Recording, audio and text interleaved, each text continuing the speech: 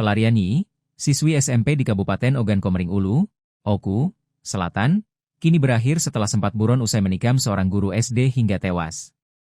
Di usianya yang masih sangat muda, Yi harus berhadapan dengan hukum pidana atas kasus tersebut. Diketahui, Yi tercatat sebagai siswi kelas 7 SMP Negeri 4 Buah Pemaca, Kabupaten Oku Selatan.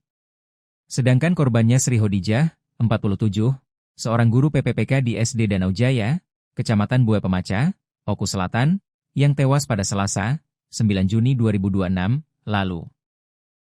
Dari hasil pemeriksaan awal polisi, Yi secara terbuka telah mengakui seluruh perbuatannya. Kasat Reskrim Polres Oku Selatan, AKP Aston L. Sinaga, bersama Kanit Pidum Henry Febriansyah, membenarkan bahwa terduga pelaku telah diamankan dan kini menjalani proses hukum. Atas tindakan kriminalnya, ia disangkakan melanggar Undang-Undang Nomor 1 Tahun 2023 tentang Kitab Undang-Undang Hukum Pidana, KUHP, Pasal 466 atau Pasal 466 Ayat 3, dengan ancaman pidana maksimal 7 tahun penjara. Berdasarkan hasil penyelidikan sementara, peristiwa penusukan diduga bermula ketika pelaku hendak melakukan pencurian di rumah korban.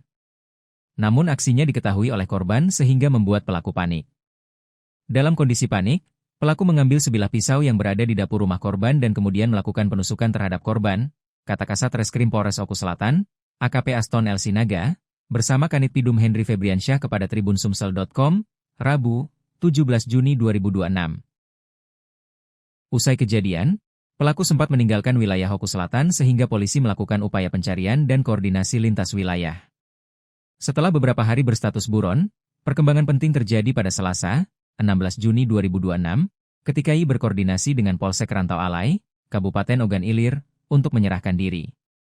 Informasi tersebut diteruskan ke Polres Ogan Ilir yang selanjutnya berkoordinasi dengan Satreskrim Polres Oku Selatan. Sekitar pukul 17.00 WIB, Kasat Reskrim Polres Ogan Ilir menghubungi Kasat Reskrim Polres Oku Selatan guna memastikan keberadaan Yi. Menindaklanjuti hal itu, unit Reskrim Polsek Buah Pemaca langsung bergerak menuju Rantau Alai untuk melakukan penjemputan. Kami berkoordinasi dengan Polsek Rantau Alai N memastikan bahwa yang bersangkutan memang berada di sana. Unit Reskrim kemudian langsung menjemput pelaku pada malam hari dan membawanya kembali ke wilayah Oku Selatan, jelas pihak kepolisian. Rombongan petugas bersama Yi tiba kembali di Polsek Buah Pemaca pada Rabu, 17 Juni 2026, dini hari. Sekitar pukul 12 WIB, ia diserahkan ke Unit Perlindungan Perempuan dan Anak, PPA, Satreskrim Polres Oku Selatan untuk menjalani pemeriksaan lebih lanjut karena usianya yang masih di bawah umur.